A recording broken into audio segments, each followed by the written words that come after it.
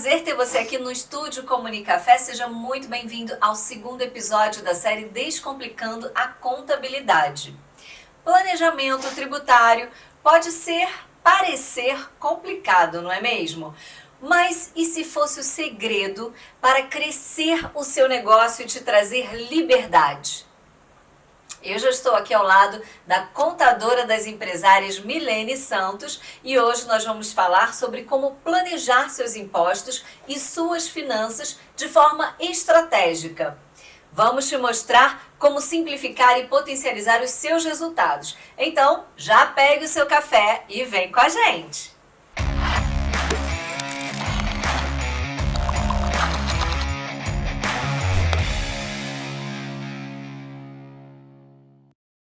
Milene, seja muito bem-vinda mais uma vez. Prazer ter você aqui com a gente. Muito obrigada, o prazer é meu.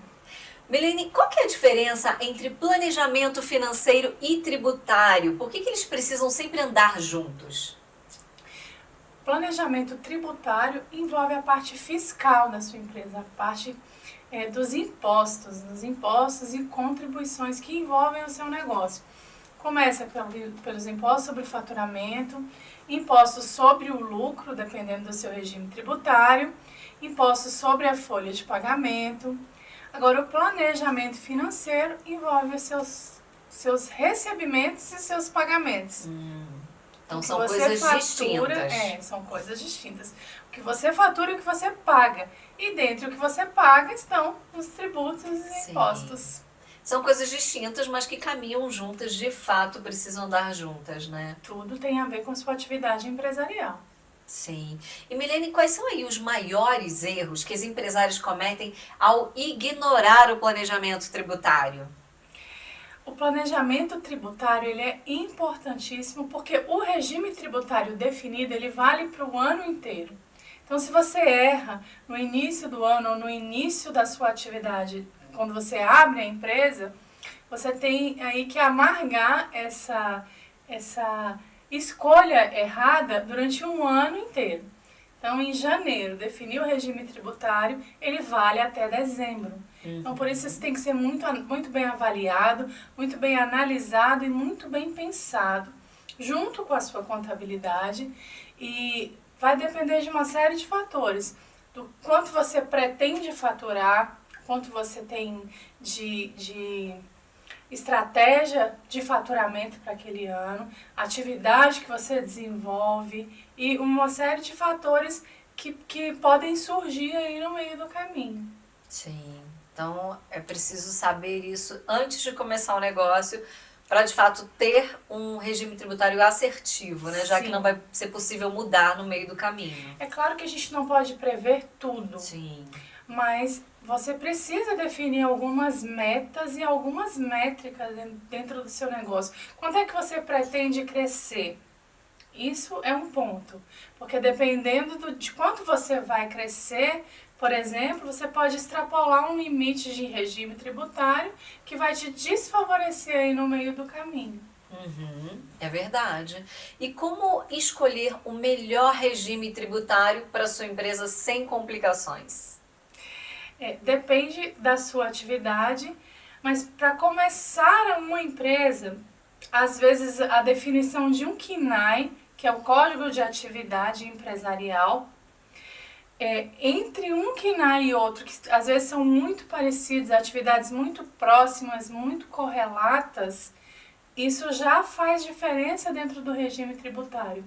Por exemplo, tem atividades que podem ser incluídas no Simples Nacional. Outras que são muito próximas já não podem ser incluídas. Sim. E por isso que isso tem que ser muito bem avaliado, muito bem pensado logo no início, discutido com o seu contador, para que você tenha a melhor economia dentro da legalidade, você não está fazendo nada errado, mas você está trabalhando ao seu favor. Ninguém quer pagar imposto de forma injusta. O imposto ele é necessário, ele precisa ser pago para que o país possa ser movimentado, muitas coisas. A máquina pública ela é movimentada através da arrecadação tributária. Mas nós, como empresários, como contribuintes, nós não queremos pagar uma carga tributária que não seja justa. Sim. Ninguém quer pagar um imposto além daquilo que é devido. Então, esse planejamento é importante desde o começo por isso. Sim. Até pela definição da sua atividade, isso pode mudar. Então, para cada regime tributário vai depender de cada tipo de empresa, né? Isso. Então, não tem como saber qual que é o melhor, vai depender do seu negócio. Vai depender do seu negócio, vai depender de quanto você vai faturar, se você tem ou não algum benefício tributário, porque tem certas atividades, certas localidades que têm benefícios tributários que podem ser aproveitados. Então, precisa ter uma avaliação bem calma, Sim. bem tranquila, no início mesmo da atividade ou no início de cada ano para quem já vem desenvolvendo. Sim. No início de cada ano, assim, ao final do ano, você já faz o planejamento tributário para o ano seguinte. Até porque você vai precisar saber se você já chegou no patamar que você precisa mudar ali a tua nomenclatura, não é? O regime de tributação, né? Sim. Eles são 3 regimes tributários. No Brasil são adotados 3 regimes tributários gerais. Tem o lucro presumido, o lucro real e o simples nacional. O simples não é tão simples assim, mas é um regime tributário simplificado onde você condensa todos os seus impostos, né? Paga todos os seus impostos e tributos numa guia só. Eles estão ali embutidos, todos aqueles impostos que as outras empresas pagam, num regime menor, uma alíquota menor, e você paga numa guia só. E tem os outros regimes que dependem do seu faturamento ou do seu lucro e envolvem outras cargas, outras alíquotas. Certo. E existe aí algum pulo do gato para as pequenas empresas pagarem menos impostos legalmente? Sim.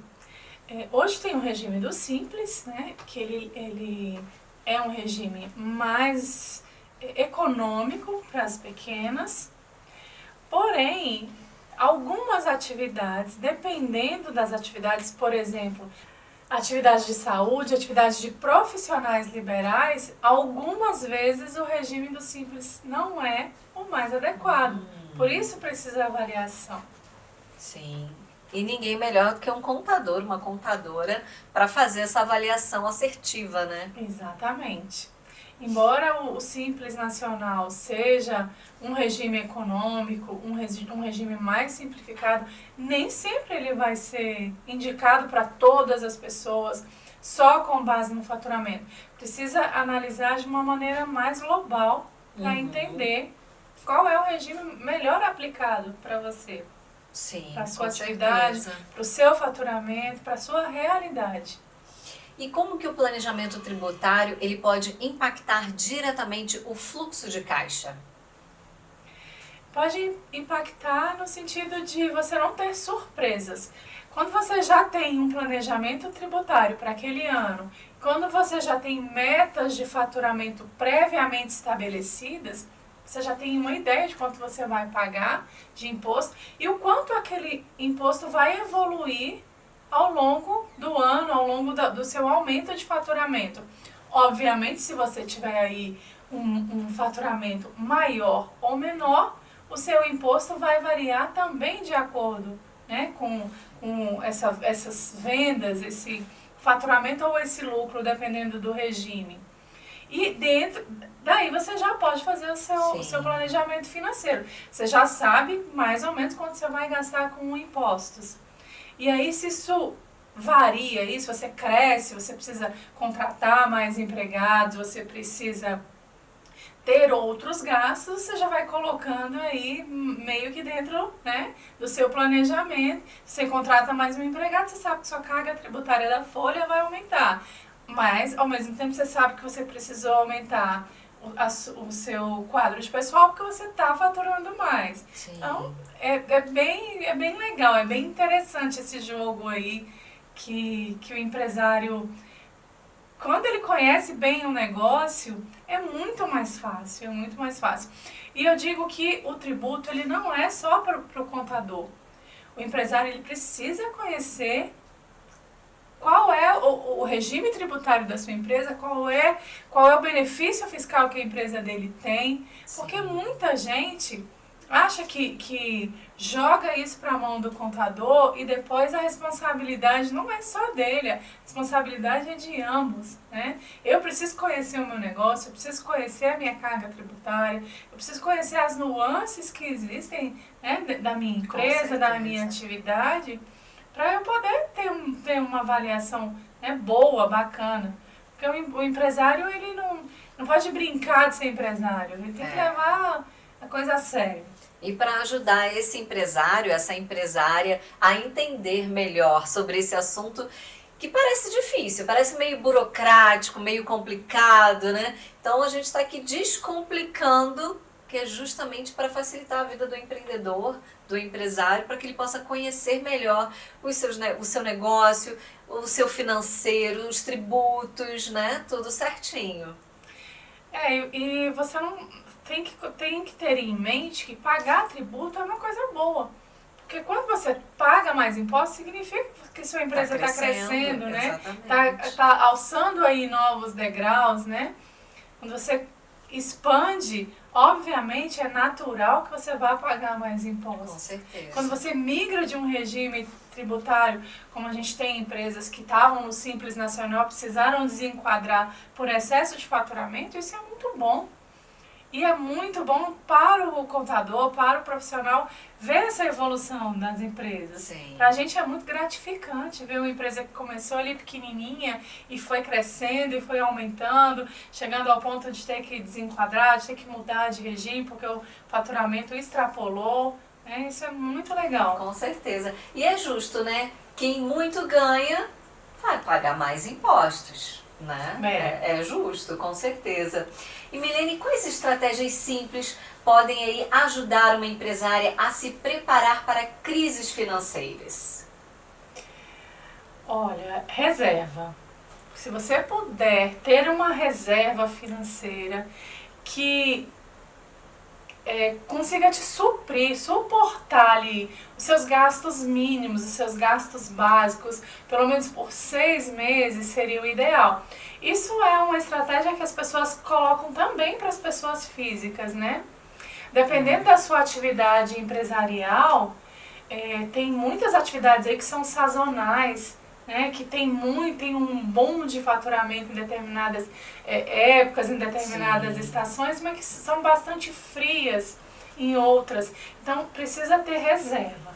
Reserva que eu diria que não é só uma reserva de emergência, é uma reserva de oportunidade. Digamos que você trabalha com venda de determinado produto e você tem ali uma oferta, um fornecedor que te faz uma oferta para você pagar à vista, um valor muito menor. Se você tem essa reserva de oportunidade, você consegue aproveitar, né, esse tipo de situação que acontece e pode ali trabalhar melhor o seu estoque, né, fazer uma promoção. Eu acho que reserva é o ponto-chave para você ter um planejamento financeiro melhor. Para crise, A gente teve a pandemia 5 anos atrás que pegou todo mundo de surpresa e aquelas pessoas que tinham uma reserva mínima não se desesperaram. Óbvio que ninguém está preparado para uma pandemia que dure aí 1 ano, 2 anos. Mas aquelas pessoas que tinham uma reserva mínima não se desesperaram, pelo menos no primeiro mais momento. Tranquilo, né? Sim. Para conseguir ter uma condição, né, de poderem pensar em outras estratégias com calma, né? Por exemplo, toda essa parte de lazer, de entretenimento fechou. Mas quem teve um pouco de calma conseguiu achar uma outra vertente, uma outra situação aí para poder, né, ganhar dinheiro. Os próprios artistas começaram a fazer live patrocinadas, né? Com certeza. Patrocinadas por empresas e conseguiram ganhar dinheiro. Os restaurantes começaram a fazer delivery.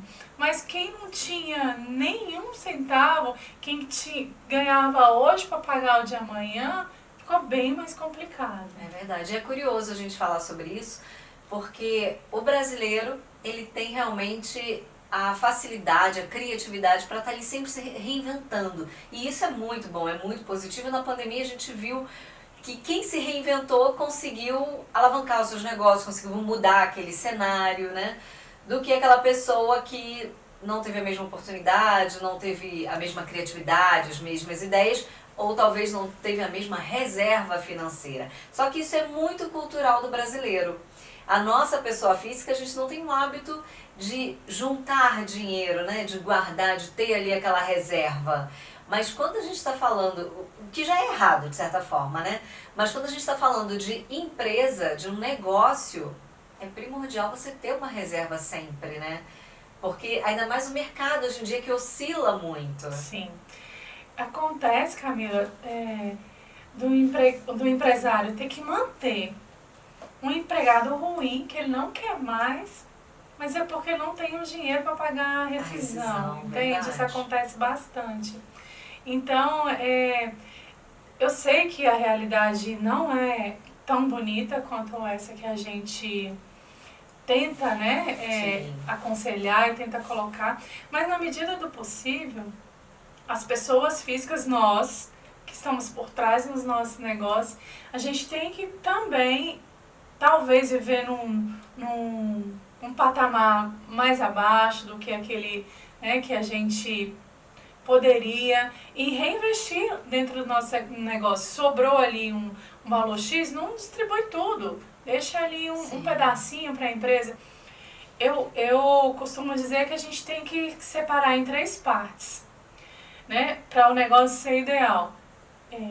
1/3 que seja para pagar, para bancar o negócio, 1/3 para retirar de lucros e 1/3 para guardar, para reinvestir. Excelente. Essa seria a situação ideal. Sim. A gente começa assim? Não.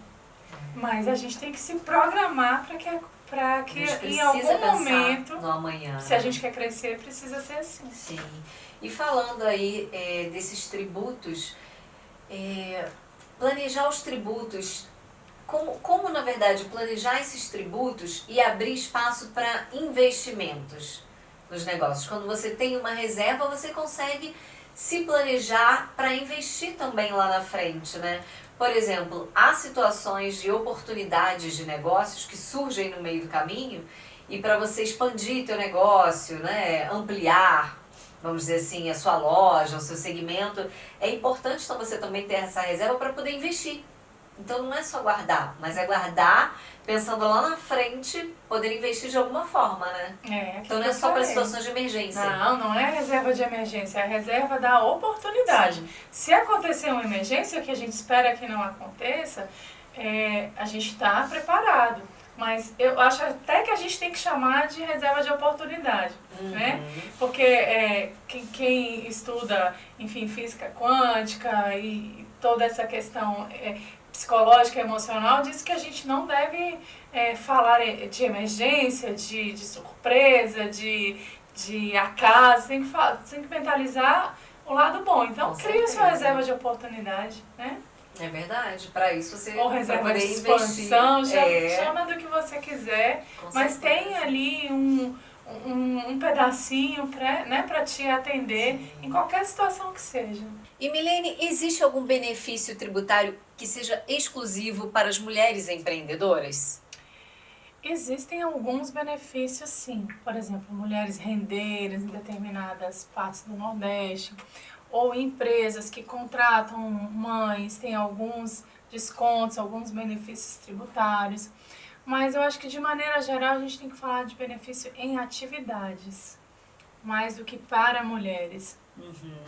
E quais são aí as atividades que costumam, então, ter mais benefícios? Tem uma que você se recorde agora? tem várias atividades que podem ser incluídas no Simples, várias atividades que podem ser incluídas no regime do MEI, e aí por aí a gente já vai avaliando quais as atividades que têm esses benefícios. Geralmente, atividades técnicas que exigem formação superior, essas não têm muitos benefícios. Os regimes mais simplificados existiram para beneficiar os empresários mais simples mesmo, de atividades mais corriqueiras. E o MEI e o Simples Nacional veio para isso, né? Para formalizar e facilitar aquela pessoa que trabalha com costura, com artesanato, com mecânica, com atividade de beleza. E isso, eu acho que esse foi o grande pulo do gato. Há um tempo atrás, e eu sou desse tempo, não existia o regime do Simples Nacional. Então, abrir e manter uma empresa era muito mais difícil. Sim. É muito mais difícil. E você falou uma coisa importante, não é só facilitar, mas é formalizar. Formalizar. Sim, isso é muito importante. E que lições de planejamento tributário as grandes empresas podem ensinar às pequenas? Eu diria, Camila, que tudo que serve para a grande também serve para a pequena, guardadas as devidas proporções, né? Mas uma empresa pequena que já começa com um planejamento tributário, financeiro, ela tende a crescer e tende a ser grande. Porque aquela empresa grande, Um dia foi pequena, né? A maioria não começou grande, né? Com certeza. Hoje tem vários negócios que crescem com muita facilidade, com muita rapidez, devido a toda essa questão digital. Mas ela não começa grande, né? A gente vai ver a história das grandes empresas, geralmente começaram com um sócio, com o dono, com o mentor da ideia no fundo de quintal. Mas ele com certeza se espelhou numa empresa grande para que ele pudesse chegar lá. Porque se você começa com uma mentalidade pequena, não enxergando essa possibilidade de evolução, você nunca vai crescer. Você tem que sempre ter essa visão de onde você quer chegar. Com certeza. E eu vou te contar uma coisa, tem muito MEI que quer continuar MEI porque não quer pagar tributo. Isso é o pior engano, a pior ilusão que a pessoa pode ter.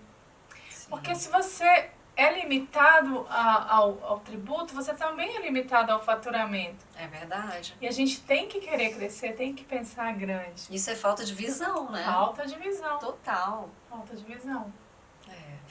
E já tem aquele ditado que fala, né? Se o empresário não sabe onde ele quer chegar, qualquer caminho serve. Qualquer caminho serve. Então, o primeiro passo para ser um grande empresário futuramente, bem-sucedido, é ter a visão ampliada, né? Ter a visão grande de negócio, isso. Por mais que comece pequenininho, e ir moldando, né? Se espelhando nos grandes empresários daquele segmento que você já deslumbra, né? Que você se espelha nele, que você molda, e por aí vai. É uma forma de você ampliar a sua visão e ter exemplos reais. E essa limitação, eu acho que é uma coisa que a gente que vive nesse meio aí de empreendedores, a gente tem que sempre bater muito forte, sabe?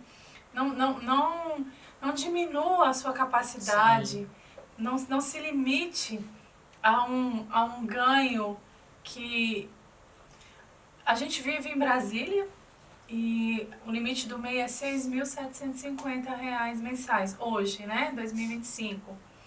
E eu acho que é um valor muito pequeno para você viver numa cidade grande, como Brasília, como São Paulo. Então, por que ter essa mentalidade pequena, né? É verdade. Sem contar, trazendo aqui para um outro assunto, nós mulheres, eu sou da década de 70, né? E a minha geração já começou a ter mais um movimento nesse sentido, mas a década anterior à minha, a década de 60, ela era mais formada por donas de casa. As mulheres não eram incentivadas a cuidar, nem a estudar E já a minha geração não foi tão incentivada a falar sobre dinheiro, a falar sobre finanças, a falar sobre empreendedorismo, e a gente precisa mudar isso aí, né? Ninguém ensina como empreender na escola, ensina a fazer um monte de coisas, mas não a empreender. Exatamente. E esses movimentos dos quais a gente vê e que a gente participa são muito, muito importantes. Preciso ter primeiro essa troca de mentalidade de fato, né? Mas esse assunto do MEI, ele é bem interessante. Eu acho que ele pode ser tema aí de um próximo podcast, hein, Milene? Tem muita gente com dúvidas sobre o MEI e a gente vai também desmistificar muita coisa, né? Descomplicar muita coisa sobre o MEI. Vamos conversar com isso no próximo episódio. E agora a pergunta que não quer calar, Milene. Como começar um planejamento tributário mesmo sem entender de impostos? Procurando um contador. Procurando um contador, porque se você for tentar desbravar esse caminho aí do início, vai ser muito mais penoso, muito mais difícil. E talvez você vai gastar e despender uma energia que vai te desfocar daquilo que você realmente sabe, quer e gosta de fazer, né? Com certeza. Se você gosta de vender, se a sua vibe é aquela, foca naquilo e contrata um profissional que já é dedicado àquela atividade, que já se preparou, que já se especializou para isso, para te ajudar, né? Porque talvez é muito mais fácil você fazer o que você gosta, o que você sabe, ganhar dinheiro e contratar um profissional do que você ficar ali tentando, né? Com certeza. Descobrir o fogo. É verdade. Agora, Milene, uma pergunta, uma dúvida que surgiu do nosso primeiro podcast, vieram me perguntar, e eu vou aproveitar agora para te perguntar, também precisa responder logo para todo mundo. Por que que a Milene, ela é a contadora das empresárias? Por que que você tem esse título? Na verdade, eu comecei a participar de vários grupos de empreendedorismo feminino, grupos de mulheres. E aí as minhas colegas começaram, chegou a contadora das empresárias, chegou a contadora das empresárias. E aí eu me apossei desse título, sabe? Certeza. Porque assim, mais de 90% das minhas clientes são mulheres. Isso não é uma questão sexista, é só uma questão de participar de muitos eventos, de muitos movimentos de empreendedorismo feminino. E aí acaba me trazendo, né, um público muito mais feminino.